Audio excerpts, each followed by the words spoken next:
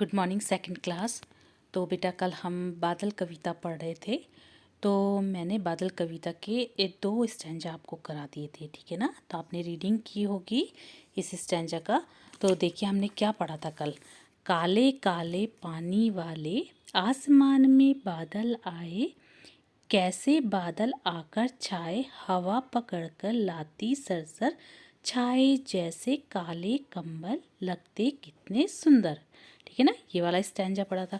फिर मैंने second stanza आपको पढ़ाया था।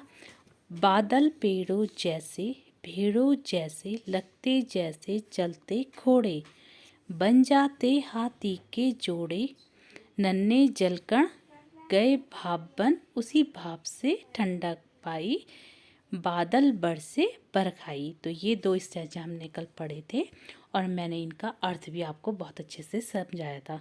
तो आई होप कि आप लोगों ने ये दो स्टैंजा पढ़े होंगे, इनकी रीडिंग की होगी। तो आज पढ़ते हैं हम तीसरा स्टैंजा। बादल बरसे बरखा आई, करते गड़गड़ बातें बड़बड़, बिजली बादल को चमकाए, अंधियारे में राह दिखाए, मोर मगन मन छनन छनन छन, झूम झूम कर नाच दिखाए, बादल खुश हो गाना गाए। तो बेटा इस स्टैंजा में बताया गया है कि जब बादल बरसते हैं तो बरसा आती है। बरखा मतलब बारिश आती है, और जब बारिश आती है तो बेटा आपने देखा होगा कि बादल गरजते हैं तो उनकी आवाज़ हमें कैसी आती है, गड़गड़ आती है। ऐसे लगता है कि मानो क्या कर रहे हो, बातें कर रहे हो, बड़बड़ कर रहे हो, ठीक है ना। बिजली बादल को चमकाए, अंधियारे में राह दिखाए। तो आपने देखा होगा कि जब क्या होती है, बारिश होती है तो बिजली चमकती है, मतलब जैसे ही बिजली चमकती है तो बादल दिखाई देते हैं, और काले काले बादल क्या होते हैं, आसमान पर घिर आते हैं, तो अंधेरा छा जाता है।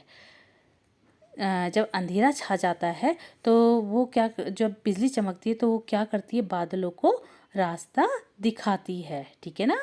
मोर मगन मन छनन छनन छन, झूम झूम कर नाच दिखाए, बादल खुश हो गाना गाए।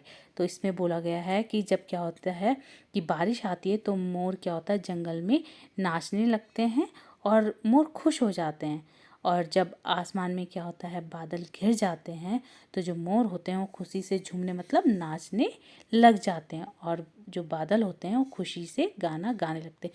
बादल खुशी से कैसे गाना करते हैं, जब तेज़ बारिश होती है तो उनके क्या होती है, गरजने की आवाज़ होती है, और उनकी गरजने की आवाज़ से क्या होते हैं, मोर खुश हो जाते हैं, ठीक है ना बेटा। तो आज आपकी पोयम कंप्लीट हो गई है, ठीक है ना। इस पोयम में आपने क्या पढ़ा, बादल के बारे में पढ़ा कि किस तरीके से बादल बनते हैं और किस तरीके से वो क्या करते हैं, वर्षा करते हैं। तो अब आप क्या करेंगे बेटा, इस कविता को, ठीक है ना, पूरी कविता को आप अपनी कॉपी में साफ और स्वच्छ राइटिंग में लिखेंगे, और लेखक का नाम भी आप अपनी कॉपी में लिखिएगा, ठीक है ना। Thank you.